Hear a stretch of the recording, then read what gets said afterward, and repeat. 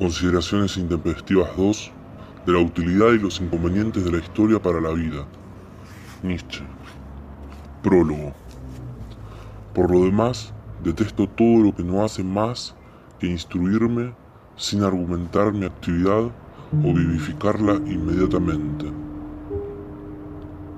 Por lo demás, detesto todo lo que no hace más que instruirme sin aumentar mi actividad o vivificarla inmediatamente. Con estas palabras de Goethe, como con un ceterum censeo cordialmente expresado, puede comenzar nuestra consideración sobre el valor y el no valor de la historia. En ella se expondrá por qué, según las palabras de Goethe, hemos de destacar seriamente la enseñanza sin vivificación, el saber en el que se paraliza la actividad, la historia como lujo y preciosa superabundancia de conocimientos.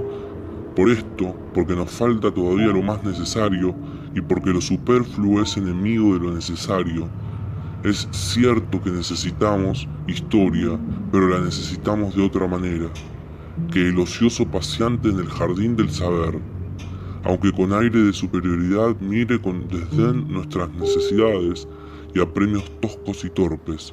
Esto significa que la necesitamos para vivir y para actuar, no para apartarnos cómodamente de la vida y de la acción, ni para adornar una vida egoísta y una acción cobarde y mala.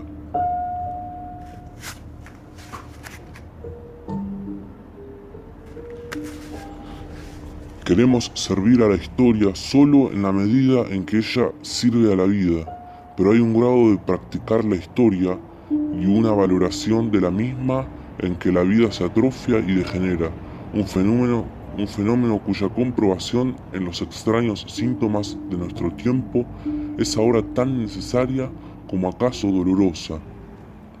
Me he esforzado por describir una sensación que me ha atormentado con harta frecuencia. De ella me desquito, entregándola a la luz pública. Puede que haya alguien que por mi descripción se sienta impulsado a declararme que él también conoce esta sensación, pero que yo no la he sentido con pureza y originalidad suficientes, ni me he expresado con la seguridad y la madurez de la experiencia que convienen en esta materia. Este quizás sea un caso particular, pero la mayor parte de mis lectores dirá que esa sensación es absolutamente falsa, abominable, antinatural e ilícita, y que además, al manifestarla, me he mostrado indigno de la poderosa corriente histórica. Tal como puede observarse, todos lo sabemos desde hace 2 generaciones, sobre todo entre los alemanes.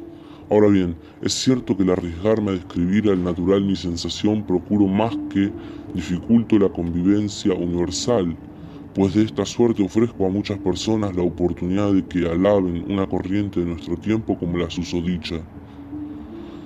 Por mi parte, sin embargo, voy ganando algo que para mí tiene más valor que la conveniencia, el estar instruido y enterado públicamente sobre nuestra época.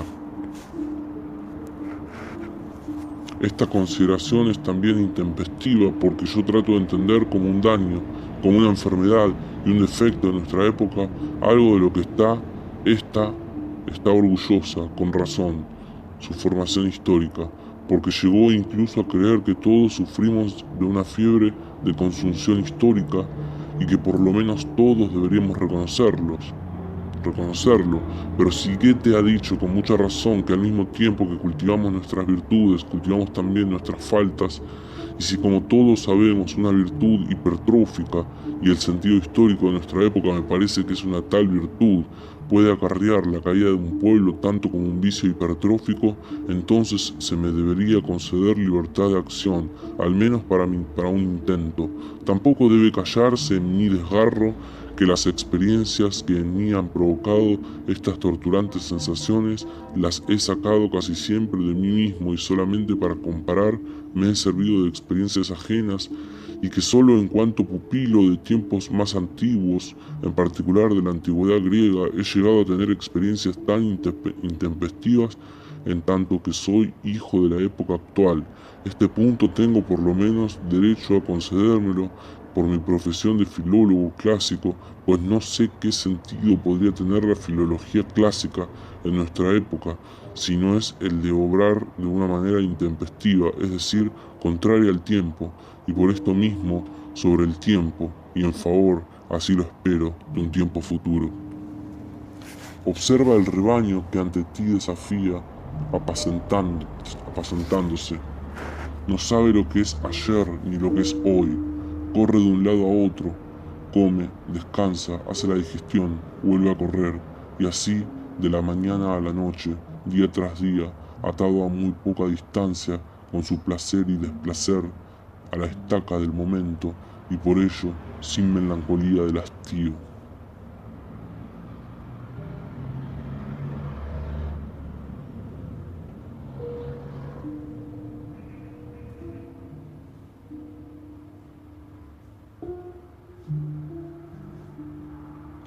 Ver esto le resulta duro al ser humano porque ante el animal se jacta de su humanidad y sin embargo mira envidioso la felicidad de éste, pues lo único que quiere es vivir de igual modo que el animal, sin hastío ni dolores, pero lo quiere en vano porque no lo quiere como el animal.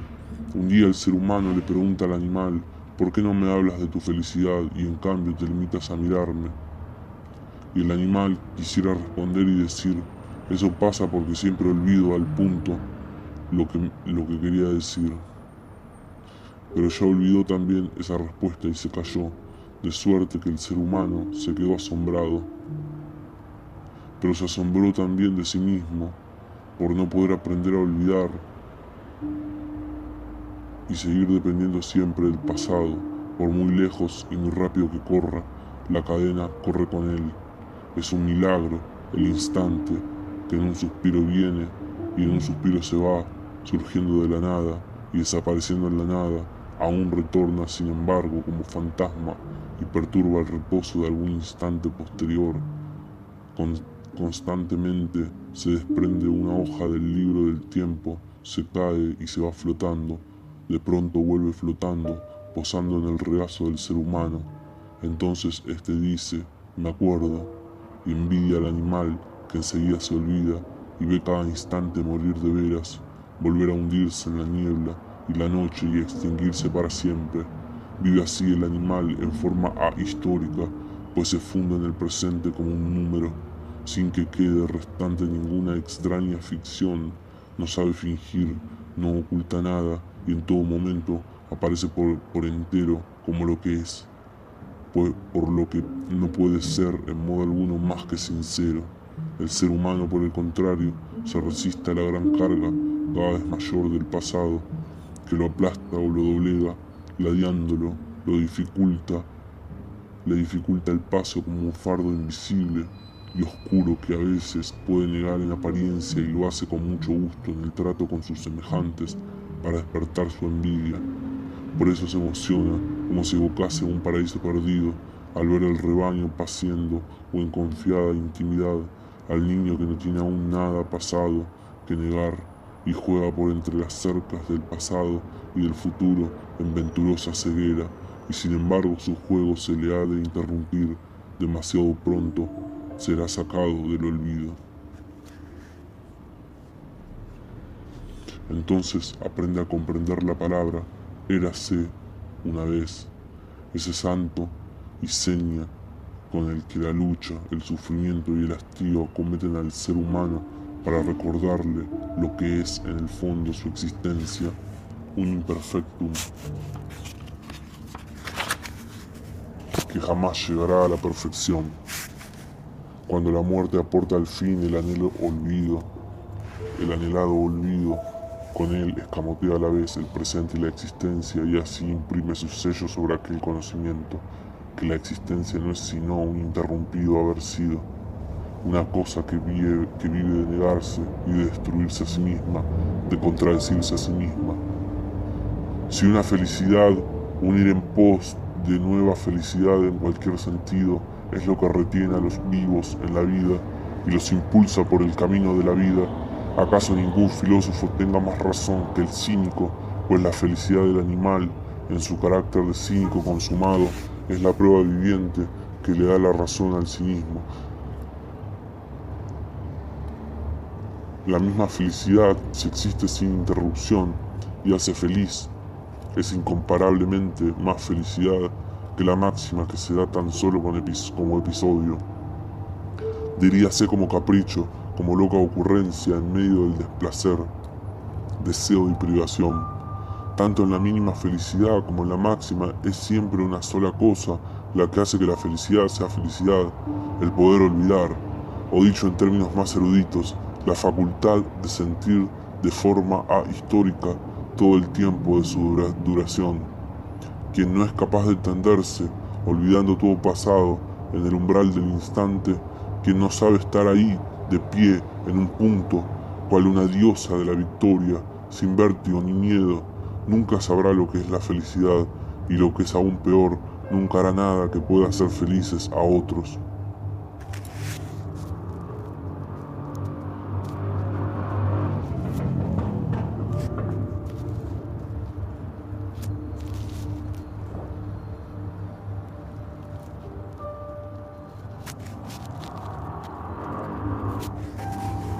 Imaginad el caso extremo, un ser humano que no posee ni la más mínima fuerza de olvidar y está condenado a percibir en todas partes un devenir. Tal humano ya no cree en su propio ser, ya no cree en sí, lo ve todo deshacerse en puntos que se han movido y se pierde en ese flujo del devenir. Por último, como el discípulo consecuente de Heráclito, apenas se osara mover un dedo. En toda acción hay olvido, del mismo modo que en la vida de todo ser orgánico hay no solamente luz, sino también oscuridad. Un ser humano que quisiera por entero sentirse solamente de forma histórica se parecería a uno que estuviera obligado a prescindir del sueño, o a un animal que tuviera que subsistir exclusivamente a base del siempre renovado rumiar. En consecuencia, es posible vivir y aún vivir feliz, casi sin recordar, como lo muestra el animal, pero es totalmente imposible vivir sin olvidar. O para puntualizar mi tema en términos aún más sencillos, hay un grado de insomnio, de rumiar, de sentido histórico en que se resiente y finalmente sucumbe lo vivo, ya se trate de un ser humano, de un pueblo o de una cultura. Para precisar este grado y sobre su base, el límite donde lo pasado tiene que ser olvidado para evitar que se convierta en sepultero de lo presente, habría de saber con exactitud el grado de fuerza plástica de un ser humano, de un pueblo, de una cultura. Quiero decir de esta fuerza de desarrollarse específicamente a partir de sí mismo, de transformar y asimilar lo pasado y lo extraño, de cicatrizar heridas, reponer lo perdido, regenerar formas destruidas. Hay personas que poseen esta fuerza en tan bajo grado que,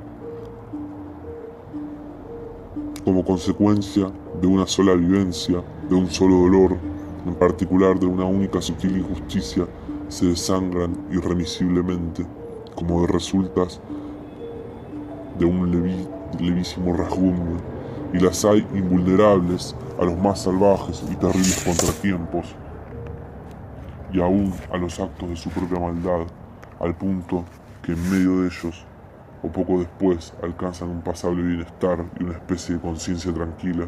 Cuanto más fuertes son las raíces de la íntima naturaleza de un ser humano, tanta mayor cantidad de pasado se apropia o apresa, y la naturaleza más poderosa y formidable se caracterizaría por un sentido estoico que carecería de límites a partir de los cuales pudiera tener un efecto absorbente y perjudicial, atraería y asimilaría todo lo pasado, tanto propio como ajeno, como muy ajeno, transformándolo, por decirlo así, en sangre.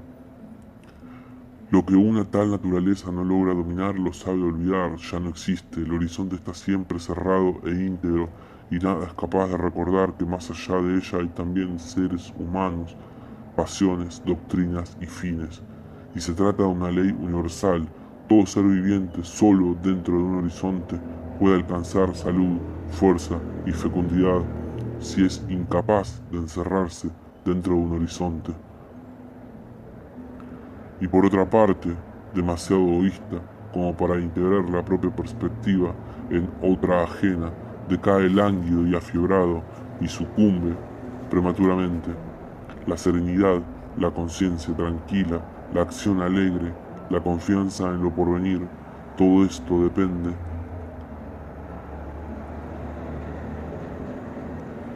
en el individuo, no menos que el pueblo, de que exista una línea que separe lo escrutable, un claro de lo inescrutable y oscuro, de que se sepa olvidar y recordar oportunamente, de que se discierna con vigoroso instinto cuando se necesita el sentir histórico y cuando el sentir ahistórico. Tal es precisamente la tesis que el lector está invitado a considerar.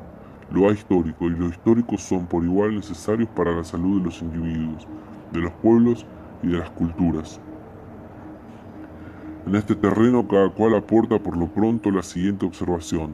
Por restringido que sea el saber y sentir histórico de un ser humano, y aunque su horizonte sea limitado como el de los pobladores de los valles alpinos, y ponga en cada juicio una injusticia, en cada experiencia la creencia errónea de ser el primero, pese a toda injusticia y toda creencia errónea está ahí con irreductible salud y eficiencia y alegra a cualquier ojo que la mire, en tanto que otro individuo mucho más justo e instruido que aquel languidece y decae, porque las líneas de su horizonte siempre se desplazan de nuevo inquietamente, porque preso en la red mucho más sutil de sus injusticias y verdades, no logra retomar al querer y al apetecer groseros.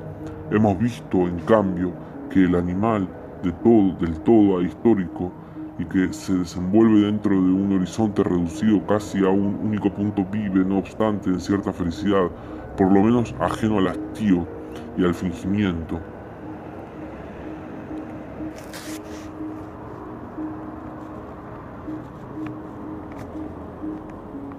Podremos pues considerar la facultad de sentir hasta cierto grado ahistóricamente como una facultad más importante y más originaria, por cuanto constituye el fundamento indispensable para que crezca algo justo, sano y grande, algo verdaderamente humano, semeja a lo histórico, una atmósfera envolvente que es la premisa de la vida, extinguiéndose esta, si queda destruida aquella.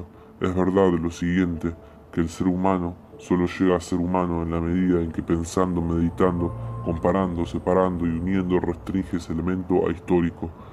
Llega a ser humano solo como consecuencia de producirse dentro de aquel vaho envolvente, un claro y radiante destello, es decir, solo en virtud de la fuerza de usar lo pasado para la vida y hacer nueva historia sobre la base de lo acontecido. Pero cuando se da un exceso de historia, el ser humano deja de serlo. Y a no ser por aquella envoltura de lo ahistórico, nunca hubiera empezado a ser humano, ni osaría llegar a serlo. ¿Dónde están las acciones que el ser humano sería capaz de llevar a cabo sin antes haber penetrado en ese vaho de lo ahistórico? O para dejar de lado las imágenes e ilustrar con un ejemplo. Imagínese a un hombre al que arrebata y arrastra una violenta pasión por una mujer o por una gran idea.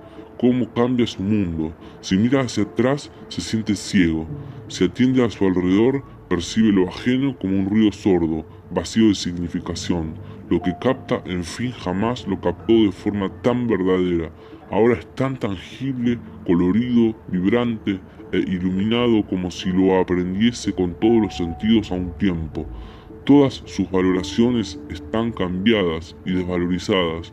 Muchas cosas ya no sabe apreciarlas, porque ya no puede apenas sentirlas. Se pregunta si durante tanto tiempo se habrá dejado engañar por palabras extrañas y pareceres ajenos. Se sorprende de que su memoria gire incansablemente, trazando un único círculo, y sin embargo está demasiado débil y cansado como para dar un solo salto fuera de este círculo. Es este el estado más injusto del mundo, estrecho, desagradecido con lo pasado, ciego a los peligros, sordo a las advertencias, un pequeño torbellino viviente en un mar muerto de noche y olvido, y sin embargo, este estado absolutamente ahistórico, antihistórico, es la matriz no ya de una acción injusta, sino de todas las acciones justas, y ningún artista logrará la imagen de su creación, ningún jefe militar su victoria, ningún pueblo su libertad, sin haberla antes deseado y anhelado en tal estado ahistórico.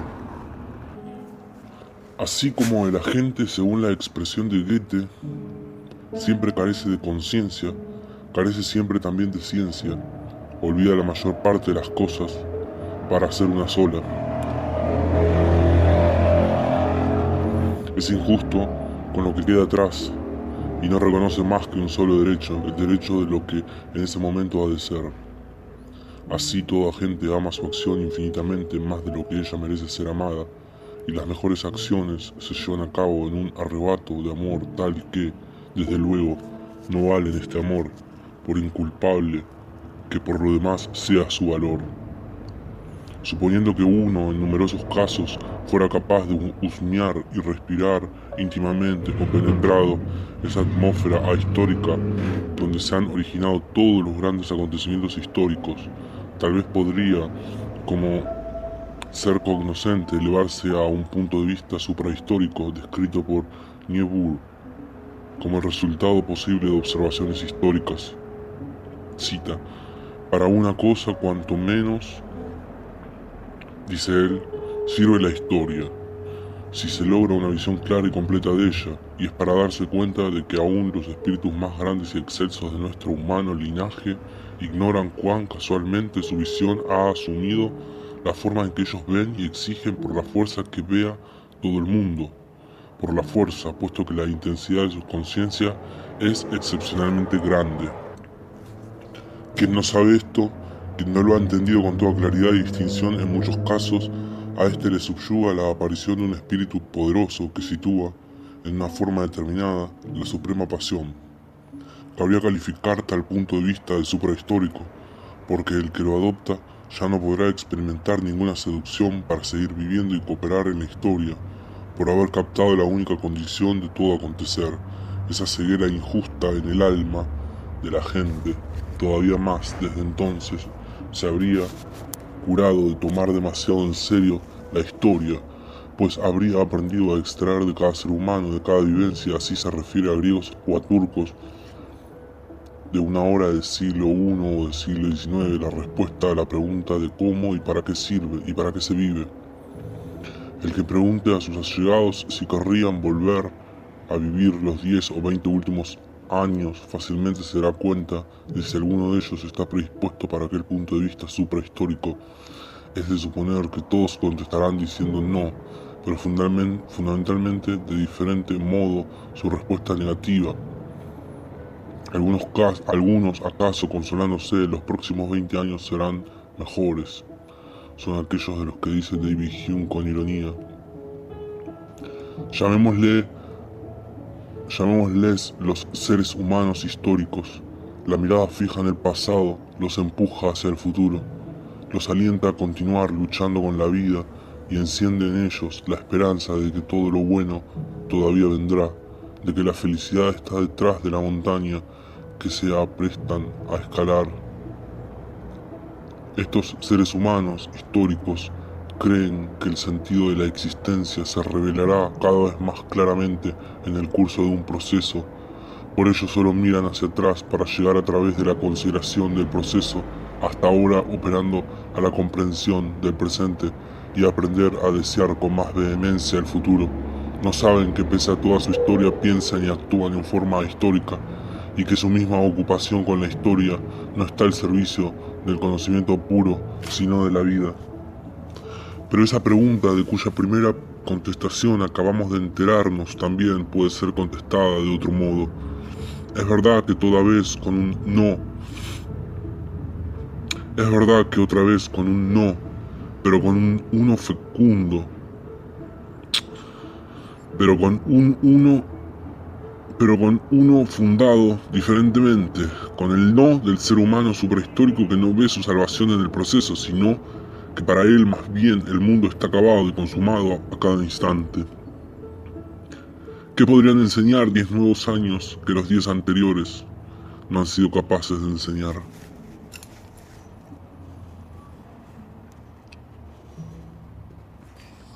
Si el sentido de la enseñanza es la felicidad o la resignación o la virtud o la expiación, eso es una cuestión sobre la cual los seres humanos suprahistóricos nunca han estado de acuerdo, pero frente a todos los modos históricos de considerar lo pasado coinciden completamente en la siguiente tesis: lo pasado y lo presente son una y la misma cosa, esto es, dentro de cualquier diversidad, son típicamente idénticos, y como omnipresencia de tipos indelebles representan una figura fija y de valor invariable y significación eternamente idéntica, del mismo modo que los centenares de lenguas distintas corresponden a idénticas necesidades típicas e inmutables de los seres humanos. Así que quien comprendiera estas necesidades, nada nuevo podría aprender de todos los idiomas existentes, del mismo modo que el pensador suprahistórico esclarece dentro de toda la historia de los pueblos e individuos, adivinando con clarividencia el sentido originario de los distintos jeroglíficos y eludiendo poco a poco, cansado, hasta los signos escritos.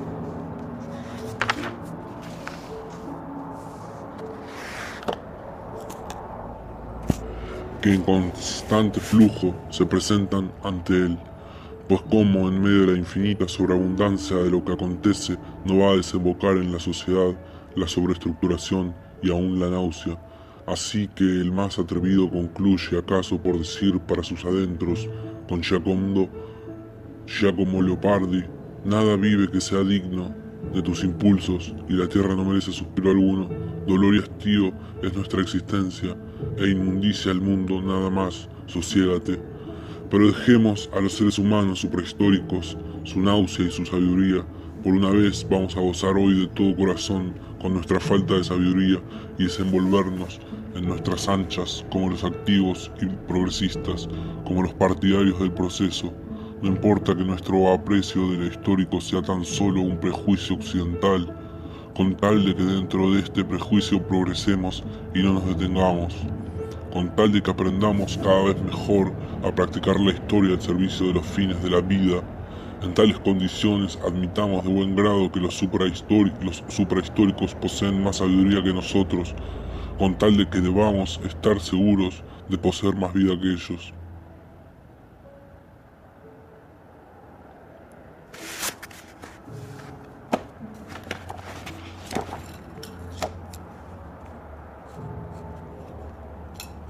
Pues así, de todos modos, la ignorancia nuestra tendrá más futuro que la sabiduría suya.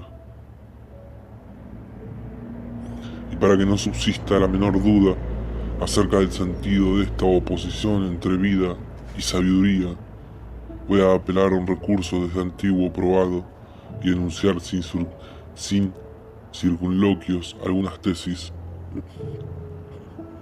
Un fenómeno histórico, pura y completamente conocido y resuelto en un fenómeno cognoscitivo, es cosa muestra. Un fenómeno histórico pura y completamente conocido y resuelto en un fenómeno cognoscitivo es cosa muerta para el que lo ha conocido, pues ha conocido la ilusión, la injusticia, la ciega pasión y en general todo el horizonte terrenamente oscurecido de ese fenómeno, y al mismo tiempo, precisamente en todo esto, su poder histórico. Este poder ahora es impotente para él en cuanto ser que sabe, tal vez aún no para él en cuanto un ser vivo. La historia concebida como ciencia pura y convertida en soberana sería para la humanidad una especie de cierre y balance de la vida, solo como corolario de una poderosa corriente nueva de vida, por ejemplo, de una cultura naciente. La formación histórica es algo saludable y una promesa de futuro, es decir, únicamente si ella misma no domina y guía, sino que es dominada y guiada por una fuerza superior. La historia, en tanto que está al servicio de la vida, está al servicio de un poder ahistórico, y por tanto, en este estado de subordinación, nunca podrá ser, ni debe llegar a ser una ciencia pura, como lo son las matemáticas, por ejemplo. Ahora bien, la cuestión de hasta qué punto la vida tiene necesidad del servicio de la historia es una de las grandes cuestiones y preocupaciones en lo que respecta a la salud de los individuos, los pueblos y las culturas. Pues donde hay cierto exceso de historia se desintegra y degenera la vida, y por último, a raíz de esta degeneración, a su vez, también la misma historia.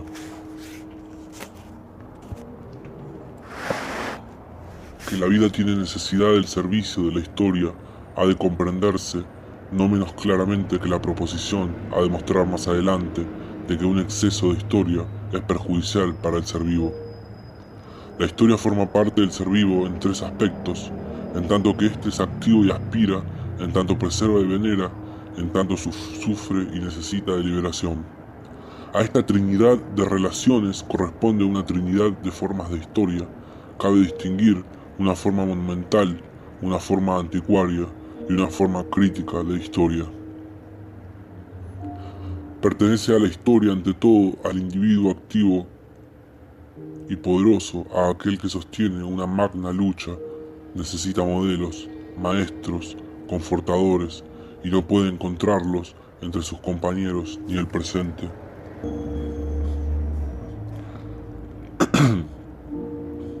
Así perteneció a Schiller, pues nuestra época es tan mala, dice Goethe, que el poeta ya no encuentra en la vida humana circundante ninguna naturaleza adecuada.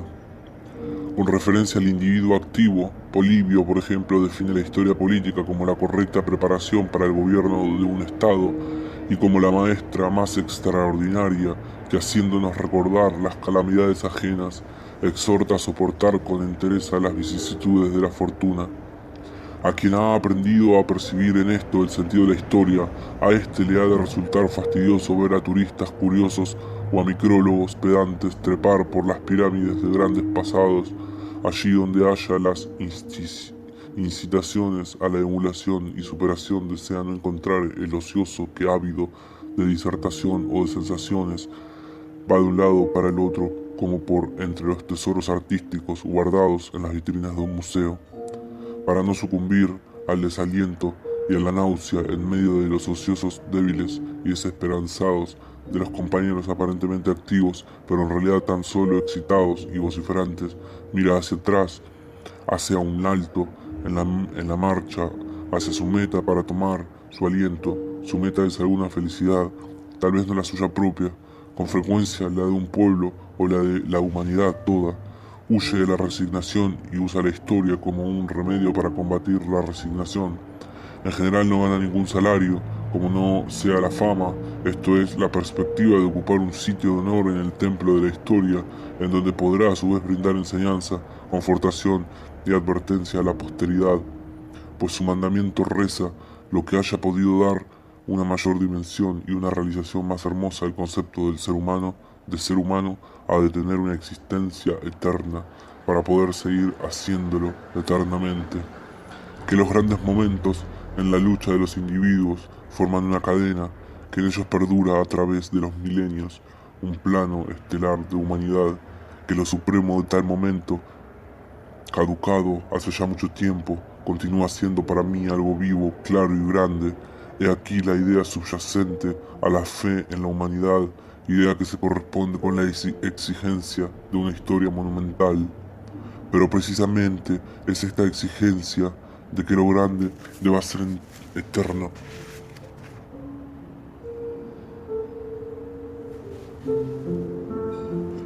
Se desencadena la más terrible lucha, pues todo lo que todavía vive grita, no. Lo monumental no debe producirse, tal es la contraconsigna.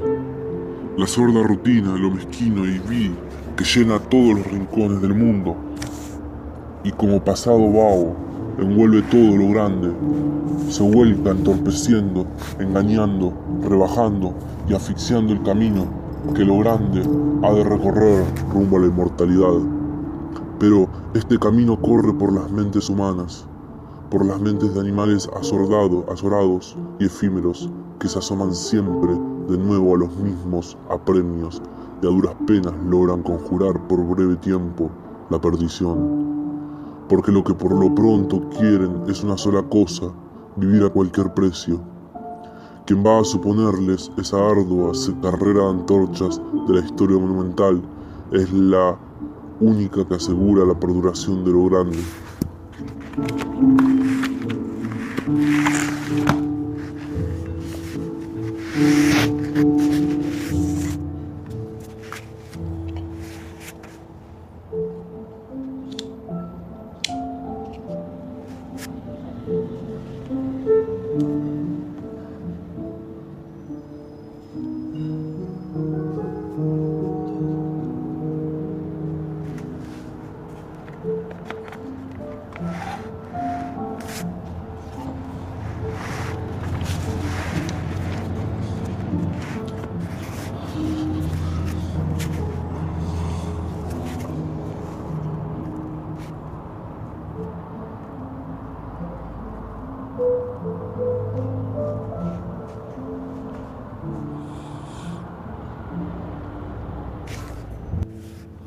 Sin embargo, siempre surgen de nuevo algunos que, fortalecidos por la consideración de la grandeza pasada, se sienten penetrados de una dicha inefable, como si la vida humana fuese una cosa divina y como si fuese el fruto más hermoso de tan amarga planta saber que alguna vez alguien pasó por la existencia del orgulloso y fuerte, otro en honda meditación, y aquel con el corazón henchido de compasión y solicitud, pero legando a todos ellos la lección de que vive el modo más hermoso, que no da importancia a la existencia.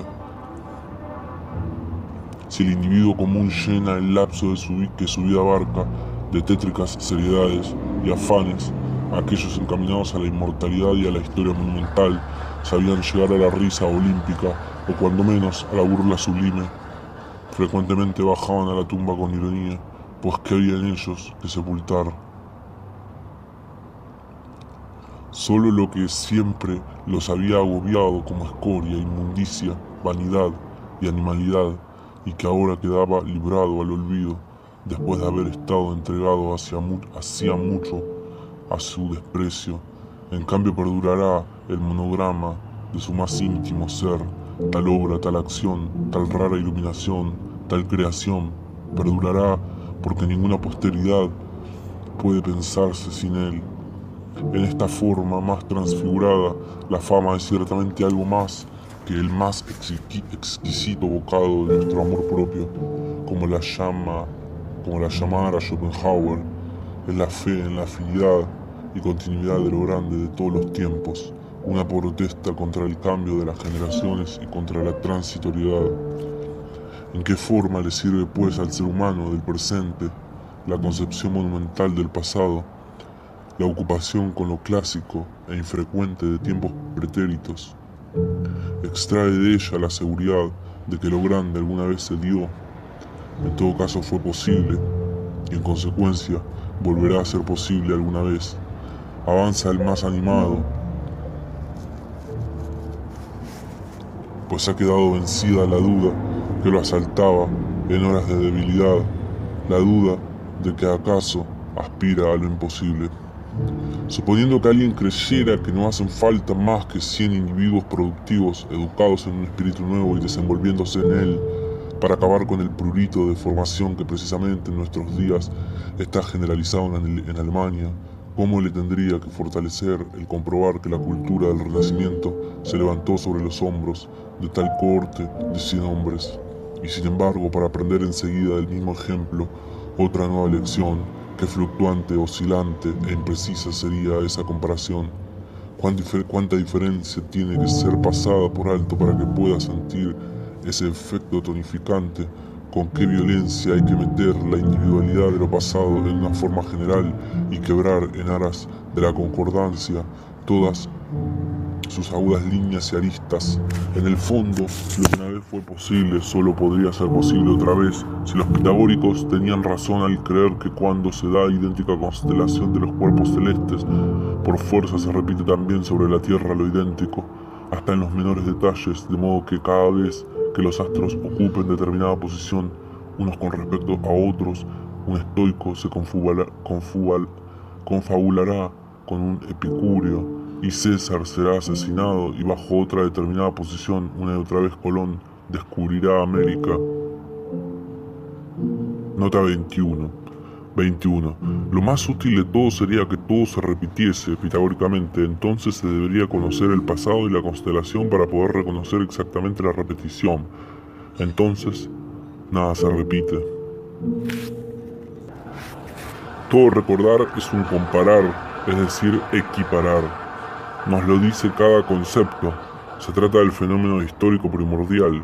La vida, por lo tanto, exige la equiparación del presente con el pasado, de tal manera que con el equiparar siempre va unido una cierta violencia y deformación. Defino este impulso como el impulso hacia lo clásico y ejemplar. El pasado sirve al presente como arquetipo. A esto se opone el impulso anticuario, que se esfuerza en captar el pasado como pasado y en no deformarlo ni idealizarlo. La necesidad de vida exige lo clásico, la necesidad de verdad, lo anticuario. Lo primero trata el pasado con arte y con una fuerza artística transfiguradora.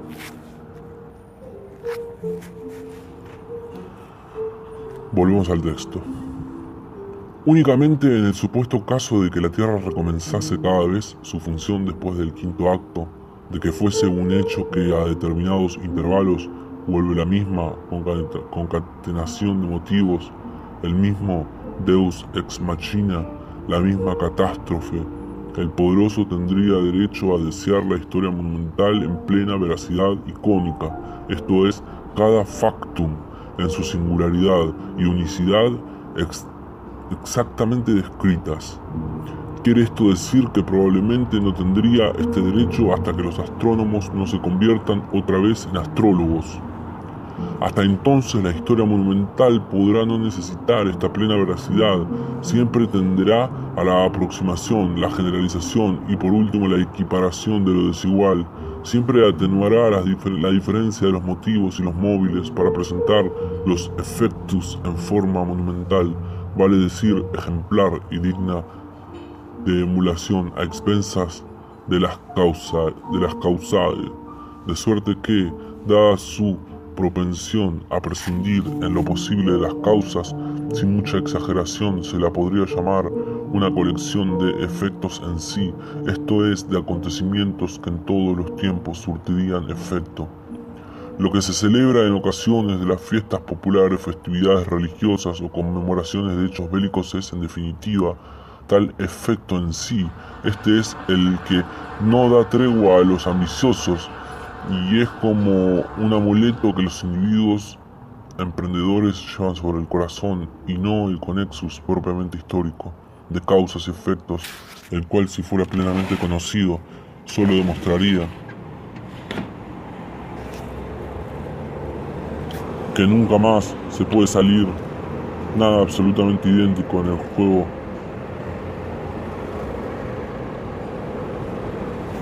del futuro y del azar.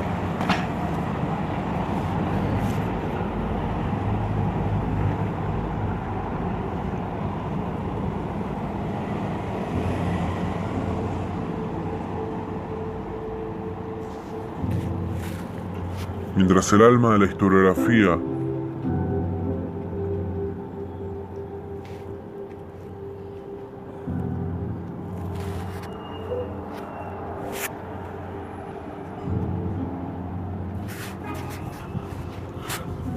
de la historiografía esté en los grandes incentivos que extrae de ella un poderoso, mientras el pasado tenga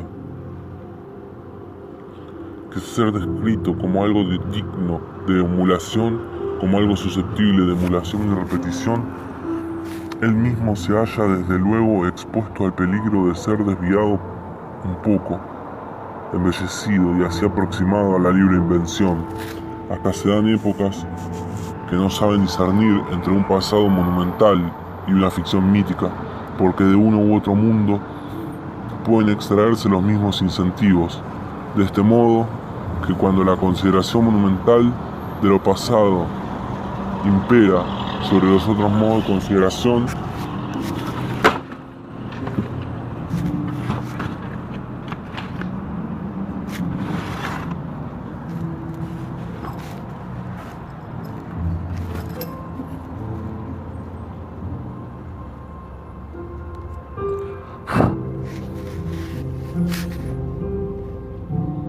Mientras el alma de la historiografía está en los grandes incentivos que extrae de ella un poderoso, mientras el pasado tenga que ser descrito como algo digno de emulación, como algo susceptible de emulación y repetición, él mismo se halla, desde luego, expuesto al peligro de ser desviado un poco, embellecido y así aproximado a la libre invención, hasta se dan épocas que no saben discernir entre un pasado monumental y una ficción mítica, porque de uno y otro mundo pueden extraerse los mismos incentivos, de modo que cuando la consideración monumental de lo pasado impera sobre los otros modos de consideración, esto es, el anticuario y el crítico, sale perjudicado el pasado mismo. Grandes partes de él se olvidan, se desprecian, siendo como una ininterrumpida corriente gris donde solo facta aislados, embellecidos, se destacan cual islotes en las contadas personas que en general se hacen perceptibles. Llama la atención algo innatural y prodigioso, dijérase la cadera de oro que los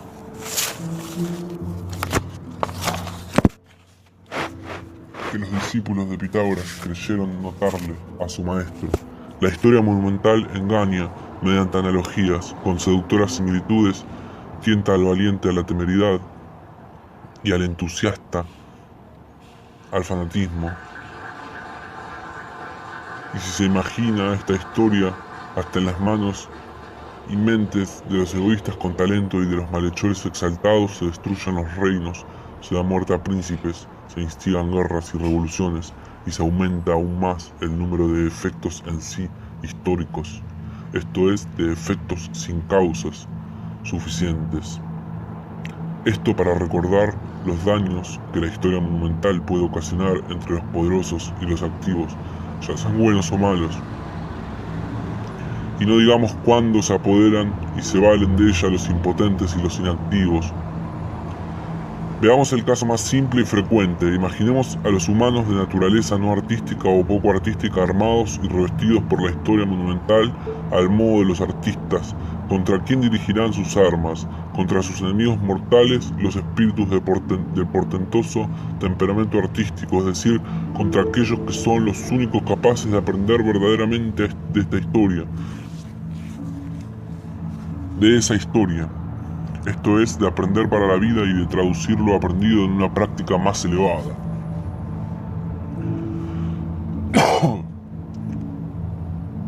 A estos se les obstruye el camino, se les enrarece el aire, bailando en actitud idolátrica y con verdadera insistencia alrededor del monumento entendido a medias de algún gran pasado, como si se quisiese decir: mirad, este es el arte verdadero y real. ¿Qué os importan los que están en proceso de desarrollo y de ebullición? Aparentemente, esa multitud danzante hasta posee el privilegio del buen gusto, pues siempre el creador ha estado en desventaja frente a quienes se complacía en el papel de simple observador, pasivo. Del mismo modo que en todos los tiempos el politicastro ha parecido más inteligente, justo y perspicaz que el estadista abordante. Si hasta se pretende que el régimen de los plebiscitos y de las mayorías numéricas sea extensivo al terreno del arte, e incluso se quiere llevar al artista, como si dijéramos, ante el foro de los ociosos estetizantes para obligarlo a que se defienda a sí mismo. En tal caso puede apostarse cualquier cosa a que será condenado no a pensar, sino precisamente en razón de que sus jueces han proclamado solemnemente el canon del arte monumental, esto es, de acuerdo con la explicación dada del arte, que en todos los tiempos ha surtido efecto, en tanto que respecto de todo arte, según no monumental, arte aún no monumental, por actual, le falta primero la necesidad, segundo, la inclinación pura, y en tercer lugar, precisamente, esa autoridad de la historia. En cambio, su instinto les revela que el arte puede ser asesinado por el arte. Quieren impedir a toda costa que vuelva a darse lo monumental, y para este fin sirve precisamente lo que tiene derivada del pasado de la autoridad de lo monumental. De este modo, pues, son conocedores del arte porque quisieran eliminar el arte general,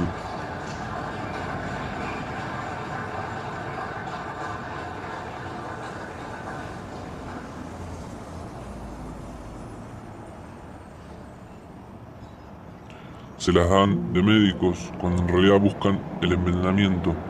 Así pues refinan su paladar y su gusto para señalar su refinamiento como causa de su repudio tenaz de cuanto elemento artístico nutritivo se les sirve, pues no quieren que surja lo grande. Su recurso es decir, mirad, lo grande ya está ahí. En verdad lo grande que ya está ahí les importa tan poco como lo grande que surge, como lo atestigua su vida. La historia monumental es el disfraz bajo el cual su odio a los poderosos y grandes de su época pretende hacerse pasar por admiración plena de los poderosos y grandes de épocas pasadas, disfraz en el que se invierten el sentido propiamente dicho de este modo de considerar la historia, tengan o no clara conciencia de su proceder. Lo cierto es que actúan como si su lema fuese: haced que los muertos entierren a los vivos. Cada uno de los tres modos de historia existentes se justifica precisamente en un único suelo y en un único clima. En cualquier otro se convierte en mala hierba. Cada uno de los tres modos de historia existentes se justifica precisamente en un único suelo y en un único clima. En cualquier otro se convierte en mala hierba que todo lo invade. El ser humano que aspira a crear algo grande se apropia del pasado, si es que él lo necesita, mediante la historia monumental. En cambio, quien se inclina por detenerse en lo acostumbrado y tradicional, cultiva lo pasado como historiador anticuario. Y únicamente aquel al que un apremio actual oprime el pecho y que ansía sacarse de encima esta carga, cueste lo que cueste, tiene una necesidad de historia crítica, esto es, la necesidad de una historia que juzgue y que condene. El trasplante irreflexivo es causa de muchas calamidades. El crítico sin apremio, el anticuario sin piedad y el conocedor de los grandes sin capacidad para lo grande son plantas que se han convertido en mala hierba y han enajenados a su suelo materno natural. En consecuencia, están degeneradas. La historia pertenece, pues, en segundo lugar, al que preserva y venera, a aquel que con lealtad y amor mira allí de donde proviene y en donde se ha formado. Con esta piedad expresa, en cierto modo, su gratitud por su existencia. Cuidando con mano solícita lo que desde antiguo existe, quiere preservar las condiciones en que él nació para los que han de nacer después de él, y así sirve a la vida. La procesión del acervo heredado de los antepasados cambia de sentido en tales almas, pues son poseídas por él. Lo pequeño, lo limitado, lo decrépito y anticuado recibe dignidad e inviolabilidad propias en virtud de la circunstancia de que el alma preservadora y reverente del ser humano anticuario se aloja en estas cosas y en ellas se prepara una morada íntima. La historia de su ciudad se lo convierte en la suya propia. Él comprende la muralla, la puerta almenada, el consejo municipal y la fiesta mayor como una crónica ilustrada de su propia juventud, y en todo esto vuelve a encontrarse a sí mismo, a encontrar su propia fuerza y diligencia y placer y juicio e insensatez y vicio.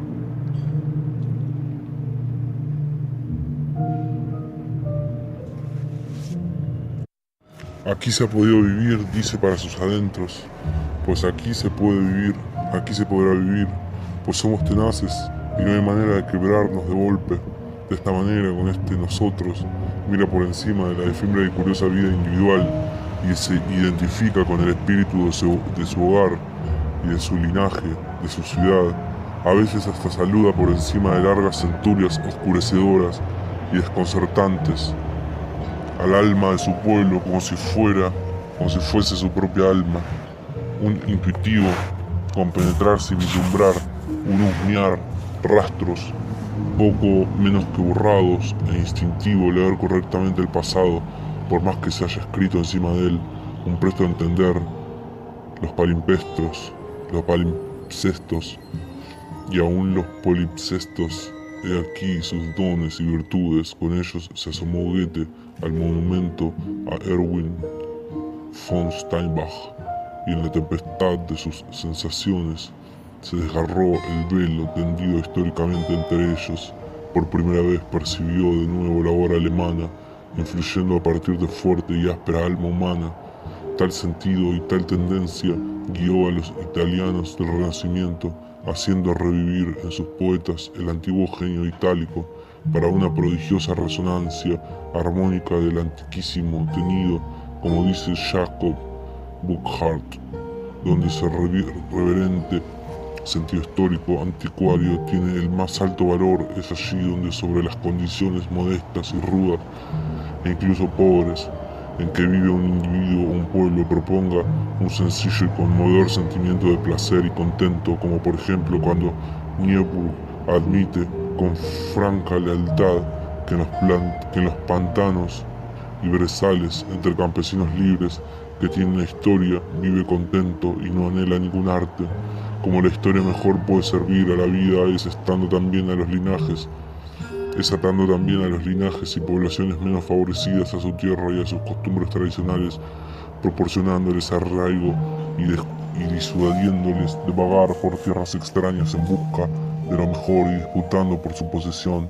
A veces se parece a obstinación e insensatez lo que hace al individuo aferrarse a tal compañía y ambientes, a tal costumbre penosa, a tal monte estéril, y sin embargo es la insensatez más saludable y más provechosa para el bien común, como lo sabe todo el que se haya percatado de los terribles efectos del afán aventurero de emigración máxime. Es el caso de pueblos enteros, o observe de cerca la situación de un pueblo que haya perdido la fidelidad con su pasado y esté librado a un incesante afán y prurito cosmopolita de novedades y de innovación. La sensación opuesta, el bienestar del árbol que reposa en sus raíces, la felicidad de saberse no del todo un producto del capricho y de la contingencia, sino heredero, flor y fruto de un pasado, y así disculpando y aún justificado en su existencia. He aquí lo que ahora se define de preferencia como el sentido histórico propiamente dicho. No es ese, por cierto, el estado en que el ser humano está mejor capacitado para disolver el pasado en un ser puro, de suerte que aquí también percibimos lo que hemos percibido a propósito de la historia monumental, es decir, que el pasado mismo sufre mientras la historia sirva a la vida y esté dominada por impulsos vitales. Dicho con cierta libertad metafórica, el árbol siente sus raíces más de lo que podría verlas, y este sentimiento se mide por el tamaño y la fuerza de las ramas visibles.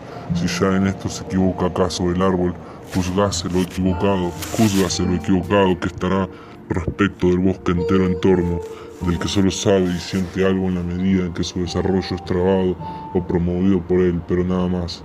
El sentido anticuario de un ser humano, de un vecindario, de todo un pueblo, siempre se caracteriza por un campo visual limitadísimo. Es muy poco lo que percibe, y este poco lo ve demasiado cercano y demasiado aislado. No es capaz de medirlo y por consiguiente considera todo igualmente importante, es decir, atribuye a todo lo individual una importancia excesiva. Entonces no hay para las cosas del pasado diferencias de valor ni proposiciones que las establezcan verdaderamente en su justo valor unas con respecto a otras, sino siempre tan solo dimensiones y proposiciones de las cosas con referencia al individuo o pueblo que mira hacia atrás de manera anticuaria. Aquí siempre acecha de cerca un peligro. Llega el momento en que a todo lo antiguo y pretérito que aún entra en el campo visual se lo toma como igualmente venerable. En cambio se repudia y combate a cuanto no siente veneración por lo antiguo, es decir, a lo nuevo y a lo que está en devenir. Así hasta los griegos toleraban el estilo hierático de sus artes plásticas al lado del desenvuelto y grande aún más en tiempos posteriores.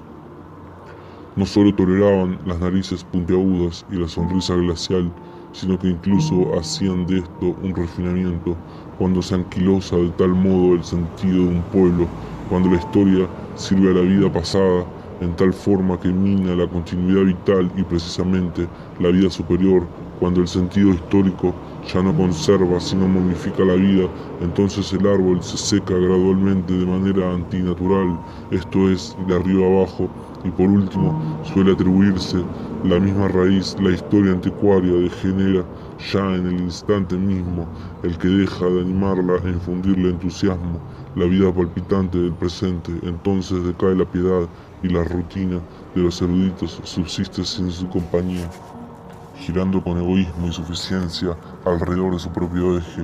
Entonces se da acaso el penoso espectáculo de un ciego afán de coleccionar, de un infatigable empeño de juntar todo lo que haya existido. El ser humano se envuelve en una atmósfera de moho y podredumbre. Con su manera de anticuario consigue que hasta el talento portentoso, una necesidad noble, se rebajen a insaciable curiosidad, a genuina avidez por lo antiguo y por todas las cosas. Con frecuencia se degrada al punto que termina por darse por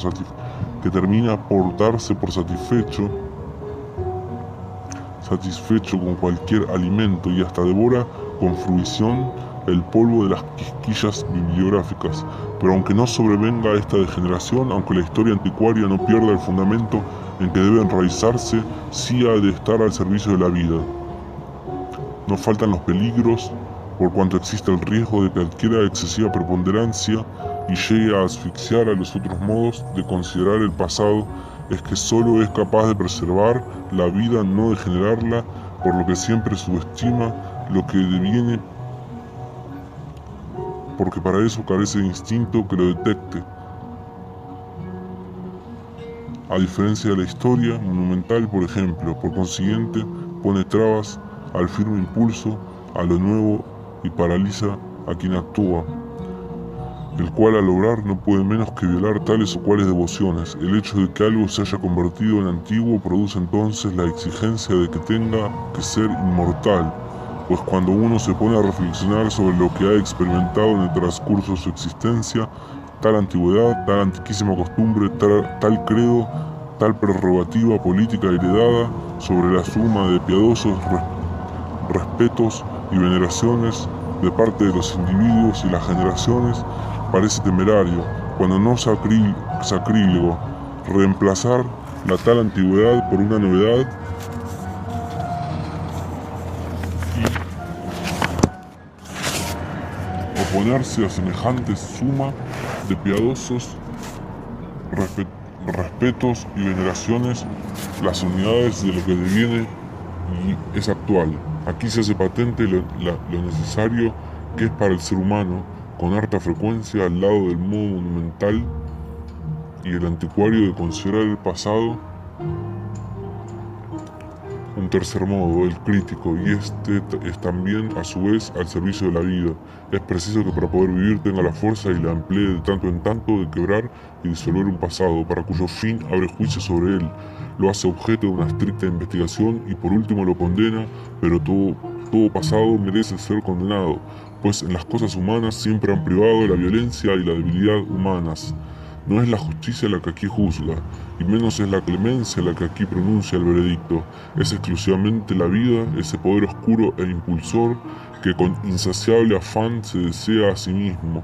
Su fallo es siempre implacable, siempre injusto, porque jamás ha fluido de la fuente pura del conocimiento, pero en la mayoría de los casos el fallo sería el mismo aunque lo pronunciase la justicia, pues todo lo que nace merece sucumbir. Por eso sería mejor que nada naciese. Se requiere mucha fuerza para poder vivir y para olvidar hasta qué punto vivir y ser injusto es una y la misma cosa. Lutero lo mismo opinó en cierta ocasión, que el mundo se había originado exclusivamente por un olvido de Dios, que si Dios hubiese pensado en la artillería pesada, no hubiera creado el mundo. Pero a veces la misma vida que necesita del olvido pide la destrucción por un lapso de tiempo de ese olvido. Precisamente entonces ha de ponerse en evidencia la injusticia inherente a la existencia de tal o cual cosa, de tal o cual prerrogativa, casta o dinastía, y hasta qué punto esa cosa merece desaparecer.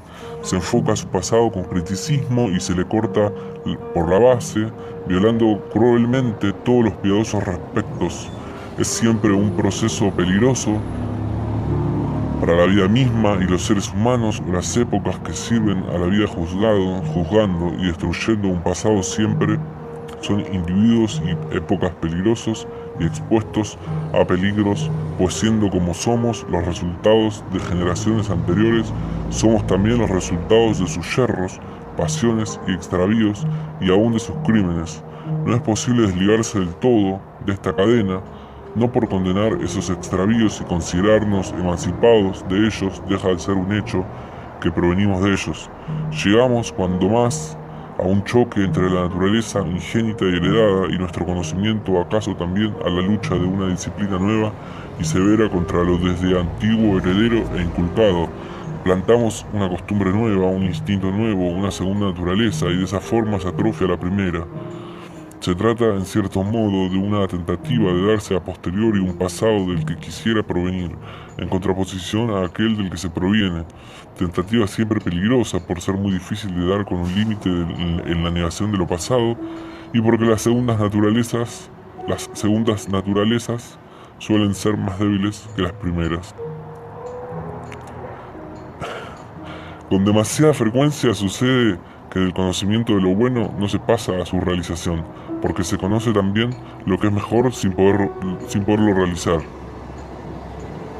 Pero aquí y allá se obtiene la victoria, y hasta hay para los luchadores, para los que hacen de la historia crítica un instrumento suyo al servicio de la vida, un consuelo singular sobre que saber que también esa primera naturaleza fue una vez segunda y que toda segunda naturaleza triunfante se convierte en primera. Estos son los servicios que la historia es capaz de prestar a la vida.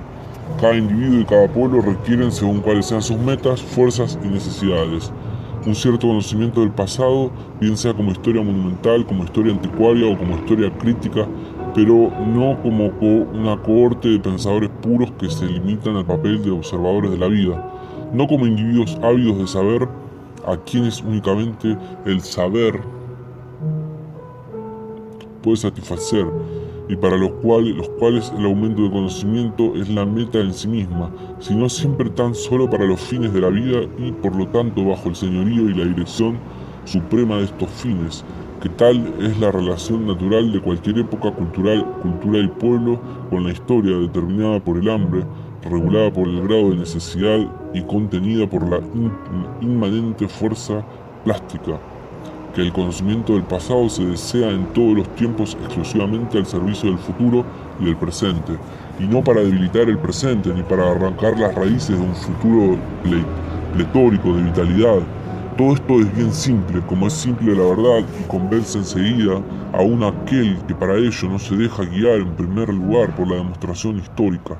Echemos ahora una rápida ojeada a nuestra época. Nos asustamos y retrocedemos. ¿Qué ha sido de toda la claridad, de toda la naturalidad y de toda la pureza de esa relación entre vida e historia? Cuán confuso, exagerado e inquieto se agita ahora este problema ante nuestros ojos. ¿Tendremos la culpa nosotros, los observadores? ¿O habrá cambiado efectivamente la constelación de vida e historia por la interpolación de un poderoso astro hostil?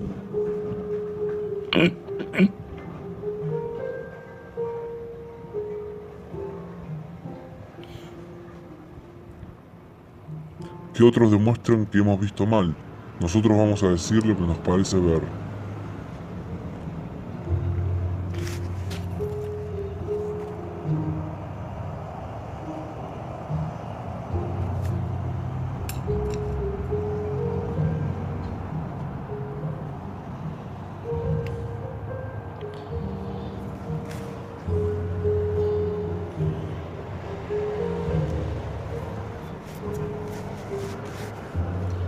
Se ha interpolado en efecto tal astro, un astro refulgente y lleno de esplendor. La constelación ha cambiado de veras, a raíz de la ciencia, a raíz de la exigencia de que la historia debe ser ciencia. Ahora ya no impera exclusivamente la vida, dominando el saber en torno al pasado, sino que todos los mojones están volcados y todo lo que ha existido se le echa encima al ser humano. y hacia atrás hasta donde hubo un devenir, hasta el pasado infinito. Están modificadas todas las perspectivas. Ninguna generación ha presenciado un espectáculo inconmensurable como el que ofrece ahora la ciencia del devenir universal, la historia. Claro está que lo ofrece con la peligrosa audacia de su divisa, Fiat Veritas, Vereat Vita. Hágase la verdad, muera la vida. Formémonos ahora una imagen del proceso espiritual que así se origina en el alma del ser humano moderno. El saber histórico proviene de fuentes inagotables, afluye y se introduce siempre de nuevo. Lo extraño e inconexo se acumula, la memoria abre todas sus puertas y sin embargo no está abierta lo suficiente. La naturaleza hace todo lo posible por recibir, ordenar y honrar a estos huéspedes extraños. Pero estos están trabados en la lucha entre sí y parece necesario contenerlos y dominarlos a todos para no sucumbir en su combate. La habituación de tan desordenada, tumultuosa y bélica vida doméstica se convierte paulatinamente en una segunda naturaleza, aun cuando es indiscutible que esta segunda naturaleza es mucho más débil e inquieta y de todo punto más malsana que la primera. Concluye el ser humano moderno por arrastrar consigo una cantidad tremenda de indigestas piedras de saber que en ocasiones entrechocan en su panza, como refiere el cuento.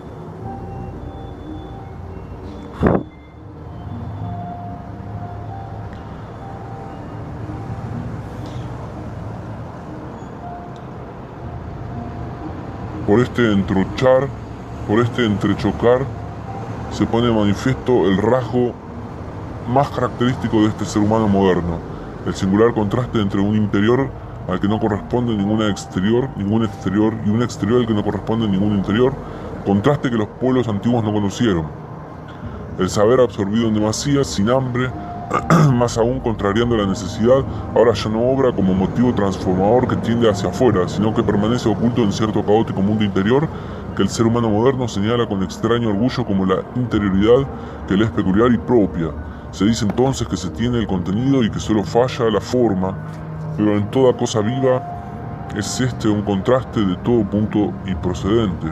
Nuestra formación moderna no es una cosa viva precisamente porque no se la concibe sin este contraste.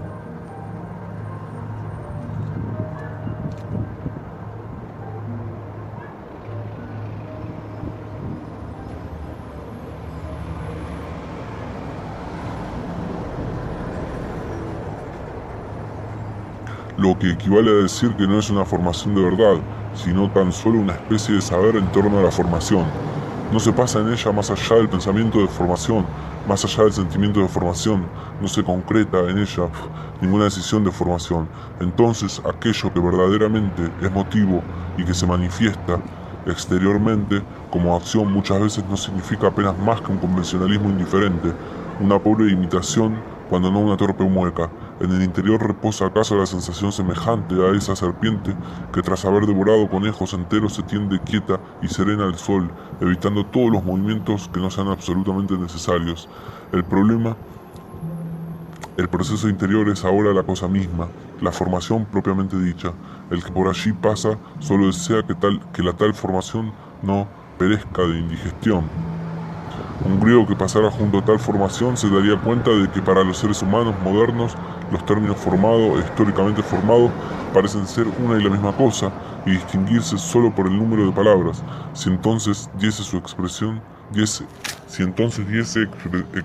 a su tesis de que uno puede ser una persona muy formada y sin embargo no tener ni pizca de formación histórica, la gente se quedaría atónita y movería la cabeza. Ese conocido pequeño pueblo de un pasado no extremadamente remoto, esto es, los griegos, en su periodo de máxima fuerza pletórica, había conservado tenazmente un sentido ahistórico.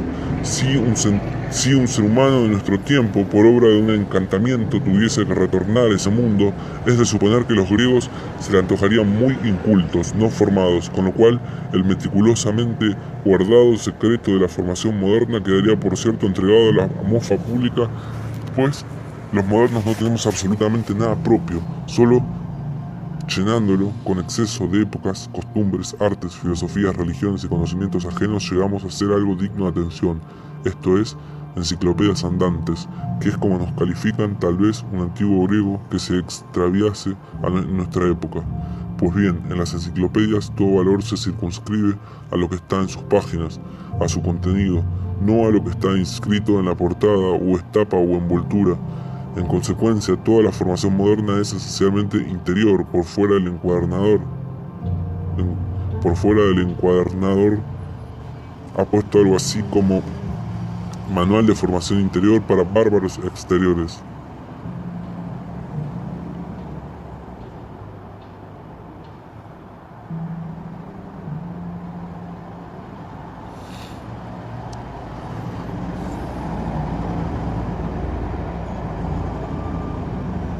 Este contraste de dentro y fuera da al exterior un carácter aún más bárbaro del que necesariamente tendría en el caso de un pueblo salvaje que solo se desarrollase a sí mismo conforme a sus groseras necesidades.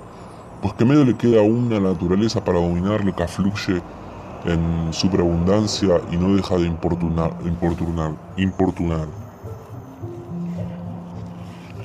Solo el de acogerlo tan fácilmente como sea posible, para eliminarlo y expulsarlo de nuevo con rapidez.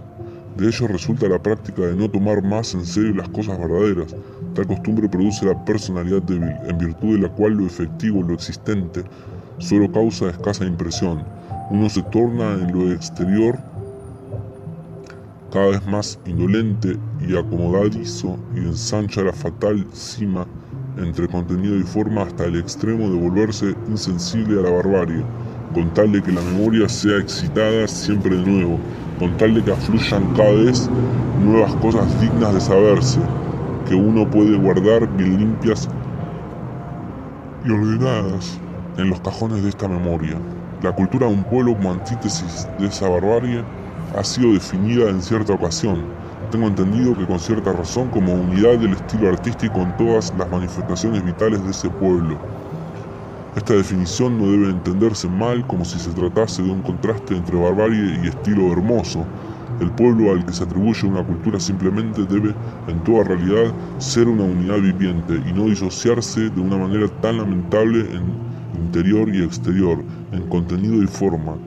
Quien quiera anhelar y promover la cultura de un pueblo ha de anhelar y promover esa unidad superior y cooperar en la destrucción del moderno prurito de formación.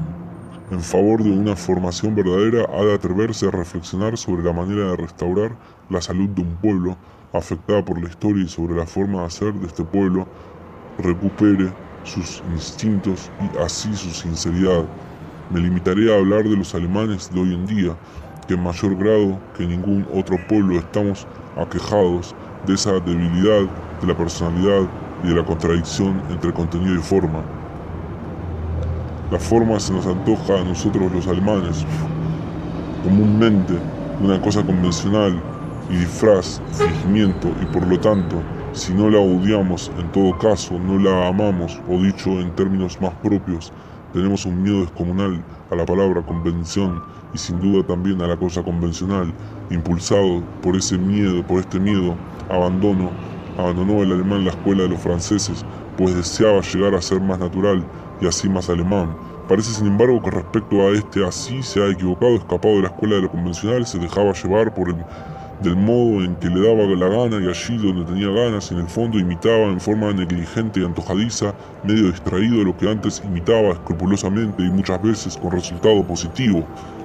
Así es que en comparación con tiempos pasados, todavía hoy vive dentro de un convencionalismo francés indolente e incorrecto, según evidencia todo nuestro modo de movernos, desenvolvernos, entretenernos, vestirnos y alojarnos. Creyendo retornar a lo natural, no se hacía más que optar por la dejadez, la comodidad y el mínimo de autosuperación. Recorriendo cualquier ciudad alemana se advierte que en comparación con la peculiaridad nacional de las ciudades extranjeras, todo lo convencional se manifiesta en lo negativo, todo es gris, gastado, mal copiado, descuidado, cada cual procede a su antojo, pero no a un antojo vigoroso y reflexivo, sino de acuerdo con las leyes que prescribe,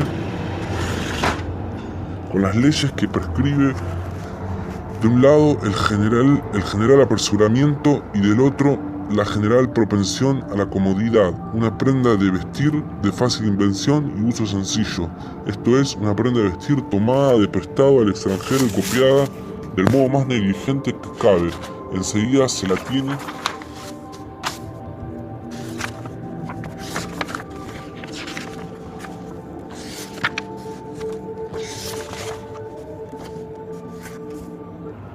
entre los alemanes por una aportación al traje alemán. Repudian ellos con franca ironía el sentido de la forma, puesto que ya tienen el sentido del contenido. En efecto, son el famoso pueblo de la interioridad. Ahora bien, hay también un famoso peligro inherente a esta interioridad, el peligro de que el contenido mismo, que se supone que exteriormente ni puede ser visto, termine por evaporarse, en cuyo caso exteriormente no se notaría nada ni de su evaporación ni de su anterior existencia. Aunque supongamos al pueblo alemán lo más alejado posible de este peligro, hasta cierto punto el extranjero siempre tendrá razón al reprocharnos que nuestro interior es demasiado débil y desordenado como para manifestarse hacia afuera y darse una forma.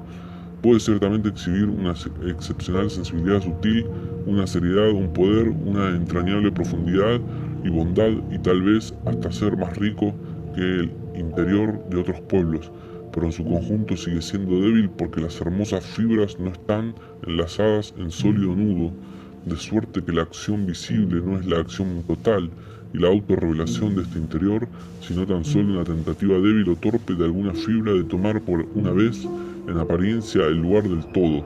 Por eso el alemán no debe ser juzgado por acción alguna y después de cualquier acción continúa siendo como individuo algo totalmente escondido. Hay que medirlo, como es sabido, por sus pensamientos y sentimientos, y estos los expresa él ahora en sus libros. Solo que de un tiempo a esta parte, precisamente, estos libros despiertan más que nunca la duda de que la famosa interioridad more todavía en su inasequible templete. Sería terrible tener que admitir la posibilidad de que un día ella desaparezca y no quede más que la exterioridad. Esa exterioridad arrogante y torpe, pobre e indolente, como rasgo distintivo del alemán. Esto sería casi tan terrible como si la interioridad, sin que se pudiera notar, morase en él falsificada, coloreada, sobrepintada, hecha comediante, incluso otra cosa aún peor, como parece suponerlo, por ejemplo, Grillsperser, observador distante y sereno desde su experiencia de autor de teatro dramático, dice: sentimos a base de abstracción. Ya no sabemos apenas cómo se manifiesta la sensación en nuestros contemporáneos. Les hacemos dar saltos como ya no los dan hoy en día. Shakespeare nos ha echado a perder a todos los seres humanos modernos. Este es un caso particular, acaso generalizado con precipitación, pero cuán terrible sería su generalización justificada si los casos particulares se presentasen incluso con demasiada frecuencia ante el observador. Cuán desesperante sería la tesis: nosotros, los alemanes, sentimos a base de abstracción. Todos estamos echados a perder por la historia.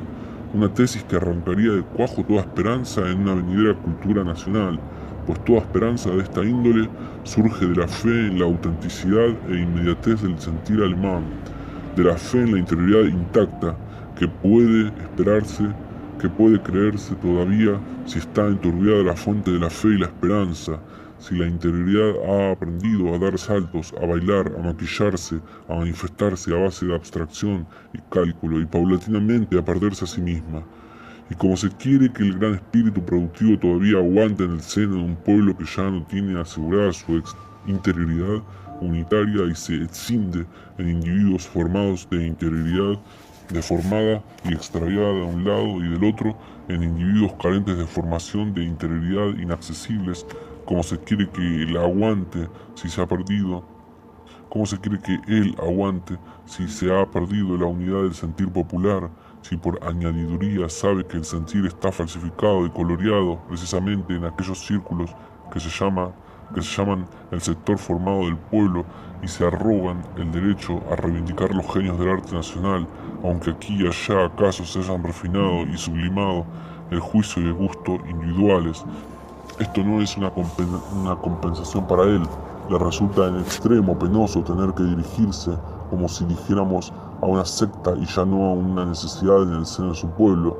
Tal vez prefiera ahora enterrar su tesoro, por repugnarle el ser patrocinado con pretenciosa arrogancia por una secta, en tanto su corazón está lleno de compasión por todo el mundo. El instinto del pueblo ya no viene a su encuentro. En vano tiende hacia él los brazos en actitud adelante.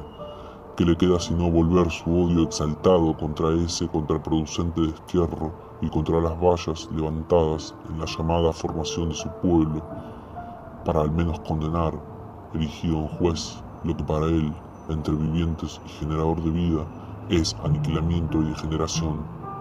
Así cambia el divino goce del que crea y el que ayuda por la profunda comprensión de su destino y termina hecho un sabedor solitario, un sabio hastiado. He aquí el espectáculo más doloroso.